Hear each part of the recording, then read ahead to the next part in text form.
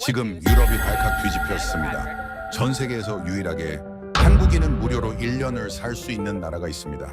입국 심사는 단 1분, 출국 후 재입국으로 또 1년, 사실상 평생 무료 거주도 가능한 나라입니다. 모든 사람들은 다 같이 여길작은 스위스라 부릅니다. 한국인에게는 아직 생소한 이 나라는 왜 이렇게까지 하는 걸까요? 단순한 호의일까요? 아니면 한국이 국제사회에 남겼던 어떤 특별한 행동이 있었던 걸까요?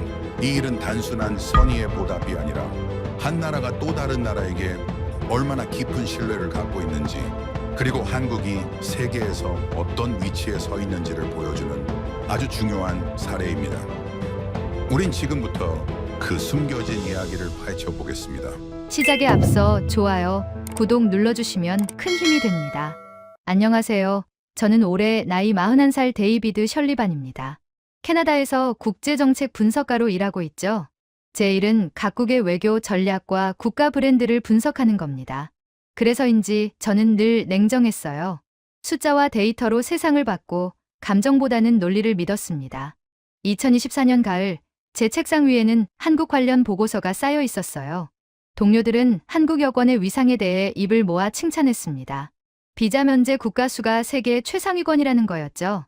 특히 조지아라는 나라가 한국 여권 소지자에게만 1년 무비자를 허용한다는 사실이 화제였어요. 저는 그 이야기를 들으면서도 고개를 가로저었습니다. 과장이라고 생각했어요.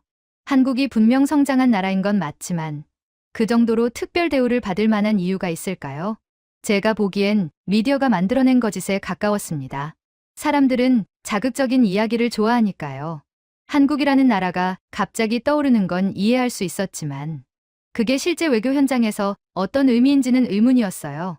동료 중 한 명이 제게 말했습니다. 조지아 정부가 한국인만 특별히 대우하는 이유가 있을 거라고요. 신뢰도 때문이라는 설명이었죠. 저는 웃었어요. 신뢰도라는 건 추상적인 개념입니다. 구체적인 증거 없이 그저 느낌으로 판단할 수 없는 거예요. 제가 보기엔 한국 정부의 로비나 경제 협력 같은 실리적 이유가 더 컸을 겁니다. 그래서 저는 직접 확인하기로 했어요. 조지아로 가보기로 한 거죠. 제 여권은 캐나다 여권이었고 조지아는 캐나다인에게도 무비자 입국을 허용했습니다. 하지만 기간은 한국보다 짧았어요. 저는 그 차이가 정말 의미 있는 건지 아니면 그저 행정적 편의일 뿐인지 알고 싶었습니다. 출발 전날 밤, 저는 조지아에 대한 자료를 뒤적였어요. 코카서스 지역의 작은 나라, 구소련에서 독립한 후 유럽 통합을 꿈꾸는 나라, 경제 규모는 작지만 관광 산업에 힘을 쏟는 곳이었죠. 그런 나라가 왜 한국만 특별 대우할까요? 저는 여전히 이해할 수 없었습니다. 비행기에 오르면서도 저는 회의적이었어요. 기내에서 옆자리에 앉은 사람은 한국인 여행객이었습니다. 젊은 여성이었는데 조지아에 간다고 했어요. 저는 물었죠. 조지아에 자주 가느냐고요. 그는 처음이라고 했습니다. 그러면서 덧붙였어요. 1년이나 있을 수 있어서 좋다고요. 저는 속으로 생각했습니다. 그게 그렇게 큰 의미일까요? 대부분의 여행자는 몇 주면 충분한데 1년이 무슨 소용이죠. 그저 숫자 노름일 뿐이라고 여겼어요. 그 여행객은 밝은 표정으로 조지아에 대한 기대를 이야기했지만 저는 그저 예의상 고개만 끄덕였습니다. 비행 시간은 길었어요. 저는 한국 외교의 역사를 떠올렸어요.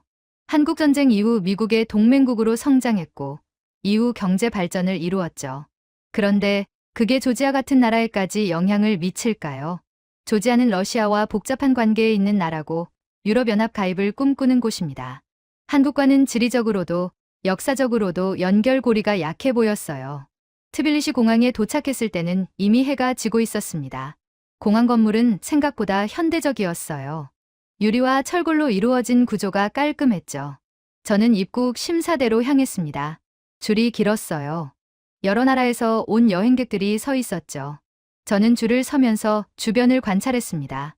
앞쪽에 한국인으로 보이는 사람들이 몇 명 있었어요. 가족 단위였죠. 아이 둘을 데리고 온 부부였습니다. 그들은 여권을 손에 들고 차분하게 기다리고 있었어요. 저는 그들이 어떻게 심사를 받는지 보고 싶었습니다. 제 차례가 오기까지는 시간이 걸렸어요. 그 사이 저는 다른 심사대를 지켜봤습니다. 유럽 여권 소지자들은 비교적 빠르게 통과했어요. 질문도 거의 없었죠. 하지만 다른 지역에서 온 사람들은 달랐습니다. 심사관이 여권을 꼼꼼히 확인하고 질문을 던졌어요. 체류 목적, 숙소, 귀국, 일정 같은 것들이었죠. 그런데 한국인 가족이 심사대에 섰을 때 분위기가 달라졌습니다. 심사관은 여권을 받자마자 고개를 끄덕였어요. 컴퓨터에 뭔가를 입력하더니 그대로 도장을 찍어줬습니다. 질문은 하나도 없었어요. 시간은 채 1분도 걸리지 않았죠. 그 가족은 미소를 지으며 심사대를 빠져나갔습니다. 저는 당황했어요. 제가 본 다른 심사 과정과는 너무 달랐습니다. 유럽 여권도 빨랐지만 한국 여권은 그보다 더 간결했어요. 마치 심사관이 확인할 필요조차 느끼지 않는 것처럼 보였죠. 저는 그게 우연이라고 생각하려 했습니다. 그 심사관이 그냥 친절한 사람일 수도 있으니까요. 하지만 곧 다른 한국인이 심사대에 섰어요. 이번엔 혼자 온 젊은 남성이었습니다. 배낭을 메고 있었죠. 심사관은 또다시 여권을 받자마자 바로 도장을 찍어줬습니다. 질문도 확인도 없었어요. 그 남성은 고맙다는 인사를 하고 떠났습니다. 저는 그 장면을 보면서 뭔가 이상하다고 느꼈어요. 우연이라고 하기엔 너무 일관적이었습니다. 한국 여권 소지자에 대한 대우가 확실히 달랐어요. 제가 지금껏 믿어왔던 생각, 그러니까 한국 여권의 위상이 과장되었다는 생각이 흔들리기 시작했죠. 제 차례가 왔습니다. 저는 캐나다 여권을 내밀었어요. 심사관은 여권을 받아 펼쳤습니다. 그리고 컴퓨터 화면을 보더니 저를 쳐다봤어요. 질문이 시작됐습니다. 체류 목적이 뭐냐고요? 저는 관광이라고 답했습니다. 어디에 머무를 거냐는 질문도 나왔어요. 저는 준비해둔 숙소 정보를 보여줬죠. 심사관은 고개를 끄덕이며 여권에 도장을 찍어줬습니다. 하지만 그 과정은 한국인들이 받은 것보다 분명히 길었어요. 저는 심사대를 빠져나오면서 뒤를 돌아봤습니다. 또 다른 한국인이 심사를 받고 있었어요. 역시나 빠르게 통과했습니다. 짐을 찾으러 가는 동안 저는 머릿속이 복잡했습니다. 제가 본 건 분명했어요. 한국 여권은 다른 여권과 다르게 취급받고 있었습니다. 그건 단순히 무비자 기간이 길다는 문제가 아니었어요. 심사 과정 자체가 달랐습니다. 심사관들이 한국 여권을 대하는 태도에는 일종의 신뢰가 담겨 있었죠. 저는 인정하고 싶지 않았어요.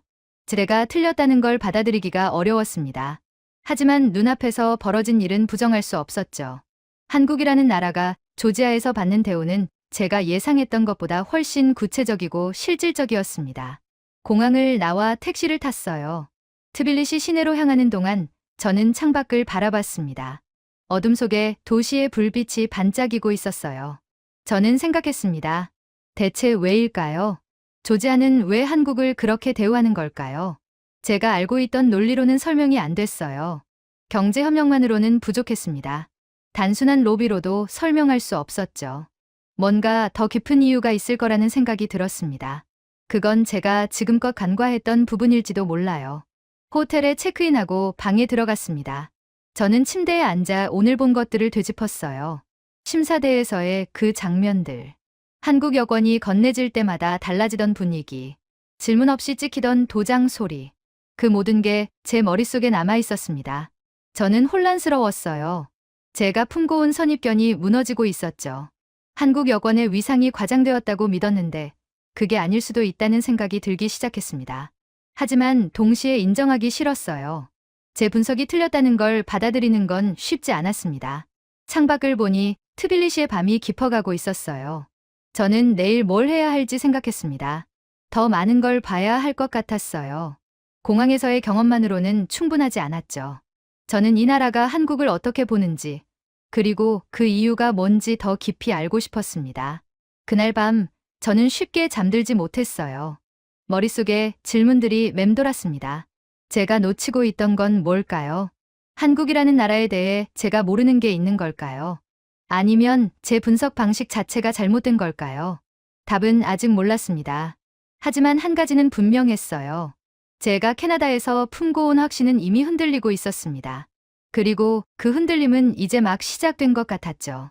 아침 햇살이 호텔 창문을 통해 들어왔어요. 저는 일찍 일어났습니다. 어젯밤의 혼란이 가시지 않았죠. 공항에서 본 장면들이 계속 머릿속을 맴돌았어요. 저는 샤워를 하고 옷을 입으며 오늘의 계획을 세웠습니다. 트빌리시 시내를 돌아보기로 했죠. 특히 외국인들이 자주 가는 곳, 행정 업무를 보는 곳을 중심으로요. 호텔을 나서자 트빌리시의 아침 풍경이 펼쳐졌습니다. 구시가지의 좁은 골목길과 현대적인 건물이 어우러진 모습이었어요. 저는 걸으면서 주변을 관찰했습니다. 거리에는 여행객들이 꽤 많았어요. 유럽에서 온 사람들, 아시아에서 온 사람들 다양했죠. 첫 번째 목적지는 이민청 근처였습니다. 외국인 등록이나 비자 연장 같은 업무를 보는 곳이었어요. 저는 그곳에서 뭔가 단서를 찾을 수 있을 거라 생각했습니다. 건물은 소박했어요. 낡은 외벽에 페인트가 벗겨진 곳도 있었죠. 입구에는 사람들이 줄을 서 있었습니다. 저는 조금 떨어진 곳에서 지켜봤어요. 줄에 선 사람들의 표정은 대부분 지쳐 보였습니다. 서류를 손에 들고 기다리는 모습이었죠. 그런데 한국인으로 보이는 젊은 커플이 건물로 들어가는 걸 봤어요. 그들은 여유로워 보였습니다. 급하지 않은 걸음걸이였죠. 저는 호기심이 생겼습니다. 그들을 따라 건물 안으로 들어갔어요. 내부는 복잡했습니다. 여러 창구가 있었고 사람들은 각자 필요한 곳으로 향했죠.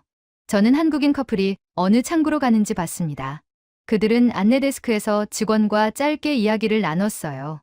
직원은 그들의 여권을 보더니 고개를 끄덕였습니다. 뭔가를 설명하는 듯 했어요. 그러고는 다른 창구를 가리켰죠. 한국인 커플은 고맙다는 인사를 하고 그쪽으로 갔습니다. 저는 그 창구가 뭔지 궁금했어요. 가까이 다가가 봤습니다. 창구 위에는 안내 문구가 붙어 있었어요. 조지아어로 쓰여 있었지만 영어 번역도 있었습니다. 장기 체류 등록이라고 적혀 있었죠. 한국인 커플은 그곳에서 서류를 제출했습니다. 직원은 서류를 받아 확인했어요. 시간은 얼마 걸리지 않았습니다. 몇 분 만에 처리가 끝났죠.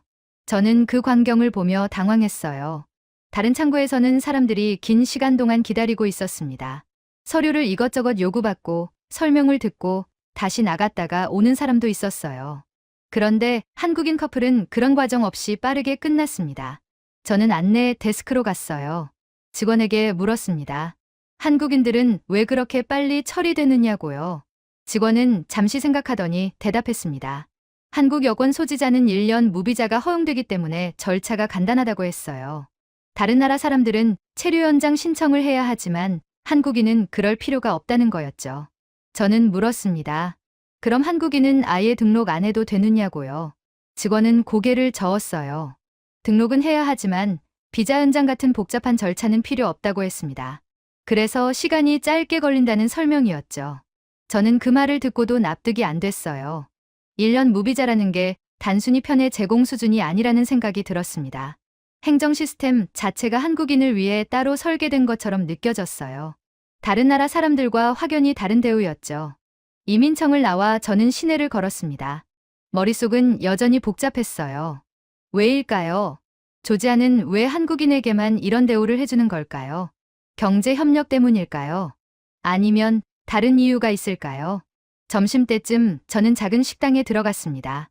현지 음식을 파는 곳이었어요. 주문을 하고 앉아 있는데 옆 테이블에 한국인 가족이 앉았습니다. 부모와 아이 둘이었죠. 그들은 메뉴를 보며 이야기를 나눴어요. 식당 주인이 다가왔습니다. 중년의 남성이었는데 한국인 가족을 보더니 환한 미소를 지었어요. 그리고 한국어로 인사를 했습니다. 발음은 서툴렀지만 분명 한국어였어요.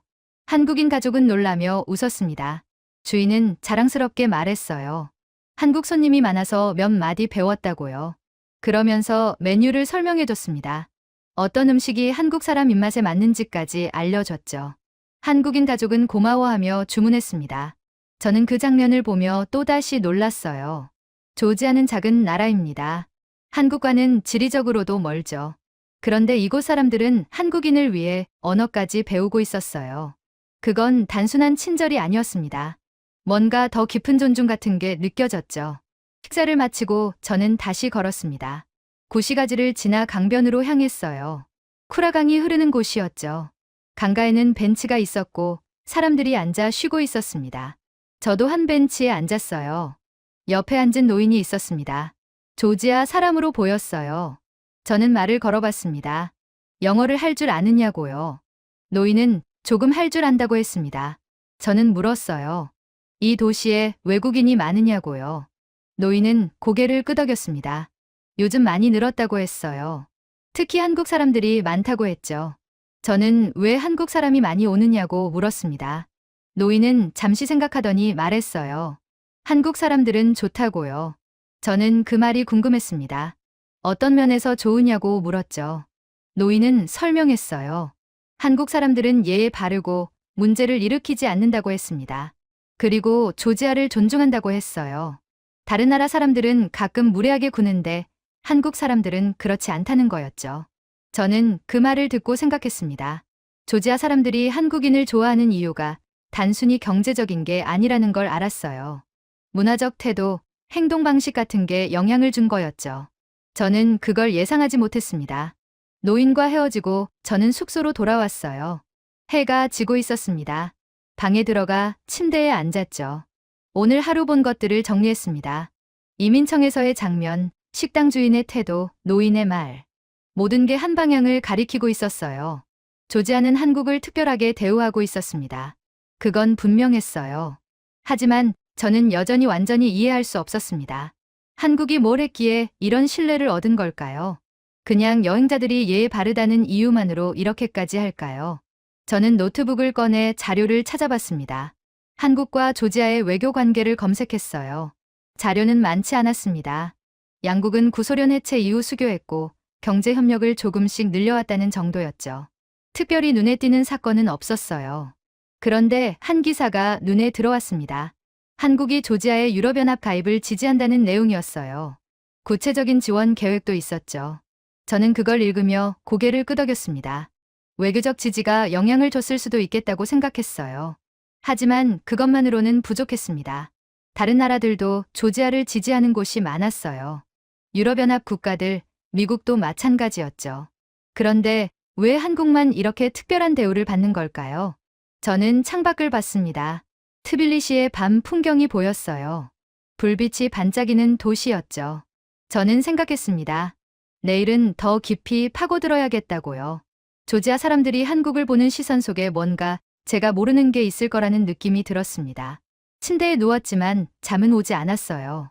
머릿속에 질문들이 계속 맴돌았습니다. 저는 국제정책 분석가였어요. 논리와 데이터로 세상을 이해하는 사람이었죠.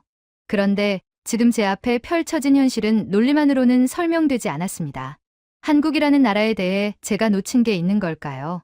아니면 조지아라는 나라가 특별한 걸까요? 저는 답을 찾고 싶었어요. 하지만 동시에 두려웠습니다. 제가 지금껏 믿어온 분석 틀이 완전히 틀렸을 수도 있다는 생각이 들었거든요. 다음 날 아침, 저는 일찍 일어났습니다. 오늘은 현지 사람들과 더 많이 이야기해 보기로 했어요. 카페, 상점, 공원 같은 곳에서 자연스럽게 대화를 나누며 그들의 생각을 들어보려고 했죠. 첫 번째로 간 곳은 구시가지의 작은 카페였습니다. 현지인들이 자주 가는 곳이었어요. 저는 커피를 주문하고 자리에 앉았습니다. 옆 테이블에는 젊은 여성 2명이 앉아 있었어요.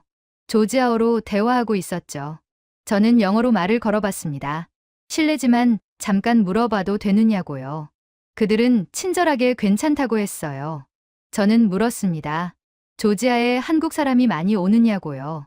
한 명이 대답했어요. 많이 온다고 했습니다. 특히 최근 몇 년 사이에 더 늘었다고 했죠. 저는 왜 그런 것 같으냐고 물었어요. 그는 생각하더니 말했습니다. 한국 사람들이 조지아를 좋아하기 때문이라고요. 저는 반대로 울었습니다. 조지아 사람들은 한국 사람을 어떻게 생각하느냐고요. 다른 한 명이 대답했어요. 좋게 생각한다고 했습니다. 한국은 멋진 나라라고 했죠. 기술도 발전했고 문화도 매력적이라고 했어요. 저는 그들의 말을 들으며 느꼈습니다.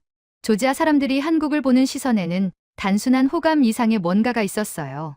존경 같은 거였죠. 저는 그게 신기했습니다. 조지아는 유럽을 동경하는 나라인데 왜 한국에 대해서도 그런 감정을 갖는 걸까요? 카페를 나와 저는 시장으로 갔습니다. 현지 사람들이 장을 보는 곳이었어요. 과일, 채소, 향신료를 파는 가게들이 늘어서 있었죠. 저는 한 가게에 들어가 과일을 샀습니다. 주인은 중년의 여성이었어요. 계산을 하면서 저는 물었습니다. 한국 손님도 오느냐고요. 주인은 웃으며 고개를 끄덕였어요. 자주 온다고 했습니다. 그리고 덧붙였죠. 한국 사람들은 물건값을 깎지 않는다고요. 정직하게 산다고 했어요. 저는 그 말이 인상 깊었습니다. 여행지에서 흥정은 흔한 일이에요. 그런데 한국 사람들은 그렇게 하지 않는다는 거였죠. 주인은 그래서 한국 손님이 오면 기분이 좋다고 했습니다. 시장을 나와 저는 다시 생각했습니다. 조지아 사람들이 한국인을 신뢰하는 이유가 조금씩 보이기 시작했어요. 작은 행동 하나하나가 쌓여서 만들어진 신뢰였죠. 예의, 정직, 존중. 그런 것들이었습니다. 하지만 저는 여전히 완전히 납득하지 못했어요. 그런 태도만으로 국가 차원의 특별 대우를 설명할 수 있을까요? 1년 무비자 같은 정책은 단순히 개인 여행자의 태도 때문에 만들어지는 게 아니잖아요. 더 큰 이유가 있을 거라고 생각했습니다. 저녁이 되어 숙소로 돌아왔어요. 하루 종일 걸어다녀서 피곤했습니다. 하지만 머릿속은 여전히 복잡했어요. 오늘 본 것들, 들은 이야기들이 계속 맴돌았죠. 침대에 누워 천장을 바라봤습니다. 저는 인정해야 했어요. 제가 캐나다에서 갖고 온 생각, 한국 여권의 위상이 과장되었다는 생각은 틀렸다는 걸요. 적어도 조지아에서만큼은 그게 현실이었습니다. 하지만 동시에 궁금했어요. 한국은 대체 어떻게 이런 신뢰를 만들어낸 걸까요? 그 과정이 알고 싶었습니다. 단순히 경제 발전만으로는 설명할 수 없는 뭔가가 있을 거라는 확신이 들었죠.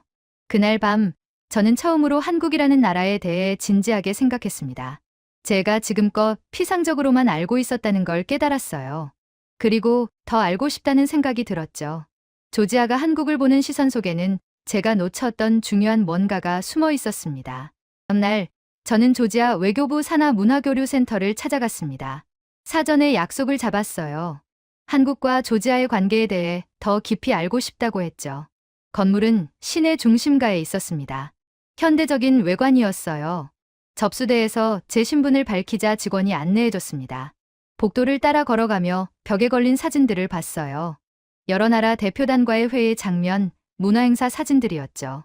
그중 한국 관련 사진도 꽤 있었습니다. 안내된 방은 작은 회의실이었어요. 책상과 의자가 놓여 있었죠. 잠시 후 한 남성이 들어왔습니다. 기오르기라고 소개했어요. 외교부에서 일한다고 했습니다. 나이는 50대 초반쯤 되어 보였죠. 기오르기는 악수를 청하며 앉았습니다. 저는 제 방문 목적을 설명했어요. 조지아가 한국에 대해 갖는 특별한 태도를 이해하고 싶다고요. 기오르기는 고개를 끄덕이며 미소 지었습니다. 좋은 질문이라고 했어요. 그는 말을 시작했습니다. 조지아와 한국의 관계는 단순히 경제적인 게 아니라고 했어요. 더 깊은 뿌리가 있다고 했죠. 저는 귀를 기울였습니다. 기오르기는 잠시 생각하더니 물었어요. 그루지아라는 이름을 아느냐고요. 저는 알고 있었습니다. 조지아의 예지 이름이었죠. 러시아어식 명칭이었어요. 기오르기는 고개를 끄덕였습니다. 그 이름은 조지아 사람들에게 아픈 기억이라고 했어요. 소련 시절의 흔적이었고 자신들의 정체성을 제대로 반영하지 못한 이름이었다고 했죠. 기오르기는 설명을 이어갔습니다. 조지아가 독립한 후 정부는 국제사회에 요청했다고 해요. 그루지아가 아니라 조지아로 불러달라고요. 자신들의 언어로 부르는 이름, 사카르트벨로에 가까운 발음으로 불러달라고 했죠. 하지만 많은 나라가 무관심했다고 했습니다. 저는 그 이야기를 들으며 조용히 앉아 있었어요. 기오르기의 목소리에는 감정이 담겨 있었습니다. 그는 말했어요. 대부분의 나라는 여전히 그루지아라고 불렀다고요. 바꾸는 게 귀찮았거나 중요하지 않다고 생각했던 거죠. 그런데 한국은 달랐다고 했습니다. 기오르기는 책상 위의 파일을 열었어요. 문서 몇 장을 꺼냈죠. 저에게 보여줬습니다. 2000년대 초반의 공문이었어요. 한국 정부가 조지아 정부에 보낸 답변이었습니다. 문서에는 한국이 조지아의 요청을 즉시 수용한다는 내용이 담겨 있었어요. 공식 문서, 외교 채널, 언론 보도 모두에서 그루지아 대신 조지아를 사용하겠다고 명시했죠. 저는 그 문서를 보며 놀랐습니다. 조치가 매우 빨랐어요. 기오르기는 말했습니다. 한국은 세계에서 가장 먼저 조지아라는 이름을 받아들인 나라 중 하나라고요. 다른 나라들이 주저하거나 무시할 때 한국은 망설임 없이 존중을 보여줬다고 했어요. 조지아 사람들은 그걸 잊지 않는다고 했습니다. 저는 그 말을 듣고 가슴이 뭉클했어요. 이름이라는 건 단순한 호칭이 아니었습니다. 정체성이었고 존엄이었죠. 조지아는 자신들의 이름을 되찾고 싶었고 한국은 그 바람을 존중한 거였어요. 아무 대가 없이요. 기오르기는 덧붙였습니다. 한국이 그렇게 한 이유가 뭔지 아느냐고요. 저는 모르겠다고 했어요. 기오르기는 말했습니다. 한국도 비슷한 역사를 가졌기 때문이라고요. 식민지 시절 이름을 빼앗겼던 경험, 정체성을 지키기 위해 싸워야 했던 기억이 있다고 했죠. 저는 그제야 이해했습니다. 한국은 조지아의 아픔을 알고 있었던 거예요. 그래서 다른 나라들보다 빠르게 반응한 거였죠. 그건 외교적 계산이 아니었습니다. 진심, 어린 공감이었어요. 기오르기는 미소를 지었습니다. 그래서 조지아 동부는 한국에 감사를 표하고 싶었다고 해요. 무비자 정책은 그 감사의 표현 중 하나라고 했죠. 한국 사람들이 조지아를 자유롭게 여행할 수 있도록 한 거였습니다. 저는 고개를 끄덕였어요. 이제야 퍼즐이 맞춰지는 느낌이었습니다. 조지아가 한국을 특별히 대우하는 이유는 단순히 경제 협력이나 외교 전략 때문이 아니었어요. 더 깊은 감정적 연결이 있었던 거죠. 기오르기는 말을 이어갔습니다. 조지아는 한국을 모델로 삼는다고 했어요. 작은 나라였지만 경제 발전을 이뤘고 국제사회에서 존중받는 위치에 올라선 한국을 본받고 싶다고 했죠. 조지아도 그런 나라가 되고 싶다고 했습니다. 저는 물었어요. 한국의 어떤 점을 본받고 싶으냐고요. 기오르기는 생각하더니 대답했습니다. 한국의 외교 방식이라고 했어요. 한국은 강대국 사이에서 균형을 잡으며 생존했고 동시에 자신의 목소리를 냈다고 했죠. 조지아도 러시아와 유럽 사이에서 비슷한 처지라고 했습니다. 저는 그 말에 깊이 공감했어요. 조지아의 지정학적 위치는 복잡했습니다. 러시아의 영향권에서 벗어나려 하지만 완전히 자유롭지 못한 상황이었죠. 한국도 냉전 시대에 비슷한 어려움을 겪었어요. 그런 공통점이 두 나라를 이어준 거였습니다. 기오르기는 파일에서 또 다른 문서를 꺼냈어요. 조지아 정부의 장기 발전 계획이었습니다.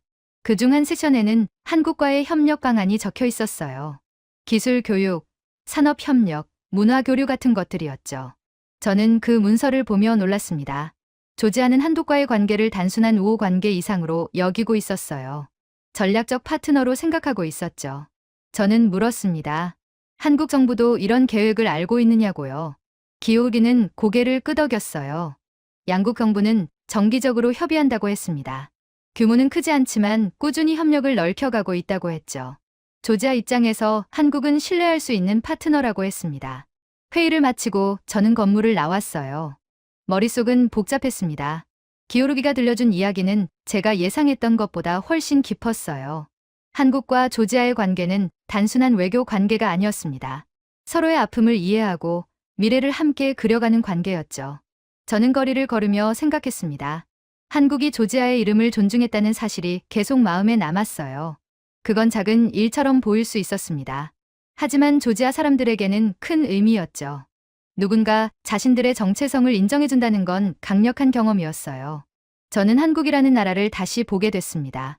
제가 알고 있던 한국은 경제 발전을 이룬 나라, 기술이 앞선 나라였어요. 하지만 지금 보니 그게 전부가 아니었습니다. 한국은 다른 나라의 아픔을 이해하고 존중을 실천하는 나라였죠. 오후에는 트빌리시 대학교 근처를 걸었습니다. 젊은이들이 많았어요. 카페에 들어가 커피를 주문했죠. 창가 자리에 앉아 밖을 봤습니다. 대학생들이 오가는 모습이 보였어요. 옆 테이블에 앉은 학생들이 대화하고 있었습니다. 영어로 이야기하고 있었어요. 저는 귀를 기울였습니다. 그들은 유학에 대해 이야기하고 있었죠. 한 학생이 한국 유학을 생각 중이라고 했습니다. 다른 학생이 물었어요. 왜 한국이냐고요? 그 학생은 대답했습니다. 한국은 작은 나라였지만 큰 걸 잃었다고요. 조지아도 그렇게 되고 싶다면 한국에서 배워야 한다고 했죠. 저는 그 말을 들으며 고개를 끄덕였습니다. 젊은 세대도 한국을 그렇게 보고 있었어요. 단순히 케이팝이나 드라마 때문이 아니었습니다. 한국이 보여준 성장의 길, 작은 나라가 어떻게 강해질 수 있는지를 배우고 싶어 하는 거였죠. 저는 카페를 나와 다시 걸었습니다. 해가 서쪽으로 기울고 있었어요. 저는 강변으로 향했습니다. 쿠라강이 흐르는 곳이었죠. 다리 위에 서서 물을 바라봤어요. 강물은 천천히 흘렀습니다. 저는 생각했어요. 한국이 조지아에 보여준 존중은 단순한 외교적 제스처가 아니었습니다. 그건 진정성이 담긴 행동이었고 그 진정성이 지금까지 이어져 내려온 거였죠. 조지아 사람들은 그걸 기억하고 있었어요. 한국이 자신들의 이름을 존중했다는 사실을요. 그리고 그 기억은 신뢰로 바뀌었습니다. 한국 사람들을 믿고 환대하고 특별히 대우하는 이유가 된 거였죠. 저는 제 자신을 돌아봤습니다. 캐나다에서 출발할 때 저는 냉소적이었어요. 한국 여권의 위상이 과장되었다고 믿었죠. 하지만 지금은 달랐습니다. 제가 본 건 과장이 아니었어요. 실제로 존재하는 신뢰였고 그 신뢰에는 충분한 이유가 있었습니다. 해가 지고 있었어요. 저는 다리를 건너 구시가지로 돌아갔습니다. 골목길을 걷는데 작은 서점이 보였어요. 들어가 봤습니다. 책들이 빼곡히 꽂혀 있었죠. 한쪽 코너에 한국 관련 책들이 있었어요. 한국 역사, 문화, 경제에 관한 책들이었습니다. 조지아어로 번역된 것도 있었어요. 저는 한 권을 집어 들었습니다. 한국의 경제 발전사에 관한 책이었죠. 책을 펼쳐보니 서문에 조지아 학자가 쓴 글이 있었어요. 한국은 조지아가 본받아야 할 나라라고 적혀 있었습니다.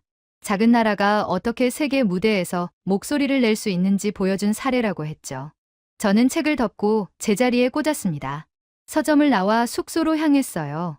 밤이 깊어가고 있었습니다. 거리에 불빛이 하나둘 켜지고 있었죠. 방에 들어가 창밖을 봤어요. 트빌리시의 야경이 펼쳐져 있었습니다. 저는 오늘 하루를 되돌아봤어요. 기오르기와의 대화, 대학생들의 이야기, 서점에서 본 책. 모든 게 한 방향을 가리키고 있었습니다. 한국은 조지아에서 특별한 위치를 차지하고 있었어요. 그건 우연이 아니었습니다. 한국이 보여준 존중, 공감, 진정성이 만들어낸 결과였죠.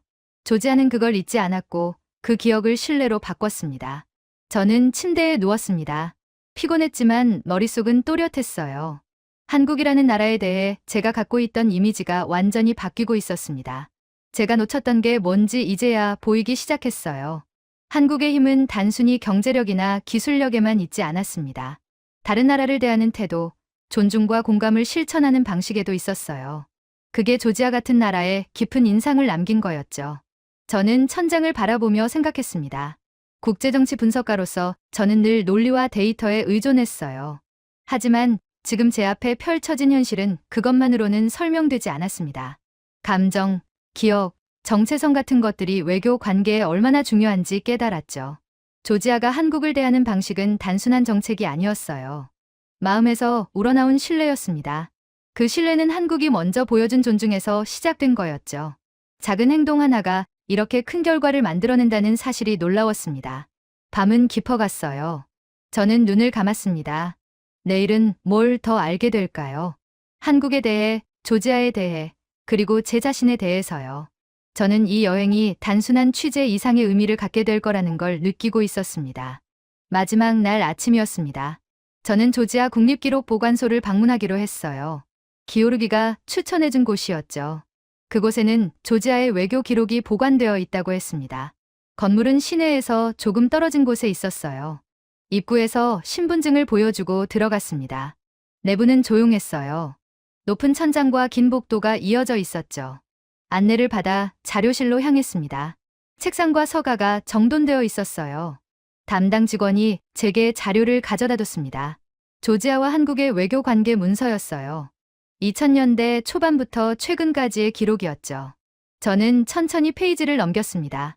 첫 번째 문서는 국명 변경 요청과 관련된 것이었어요. 조지아 정부가 각국에 보낸 공식 서한이었죠. 그루지아 대신 조지아로 불러달라는 내용이었습니다. 날짜는 2008년이었어요. 다음 페이지에는 각국의 답변이 정리되어 있었습니다. 대부분은 형식적인 답변이었어요. 검토하겠다거나 시간이 필요하다는 식이었죠. 어떤 나라는 아예 답을 보내지 않았습니다. 그런데 한국의 답변은 달랐어요.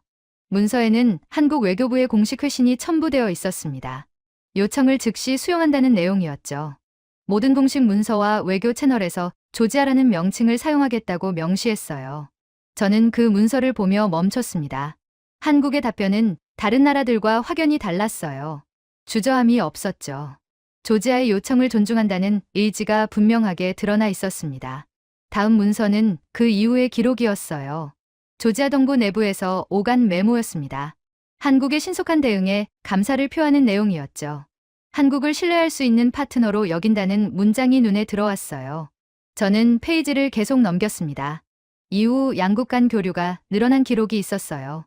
경제 협력, 문화 교류, 기술 지원 같은 것들이었죠. 조지아가 한국에 무비자 정책을 시행하기로 결정한 문서도 있었습니다. 그 문서를 읽으며 저는 이해했어요. 무비자 정책은 단순히 관광 진흥 차원이 아니었습니다. 한국이 보여준 존중에 대한 답례였던 거죠.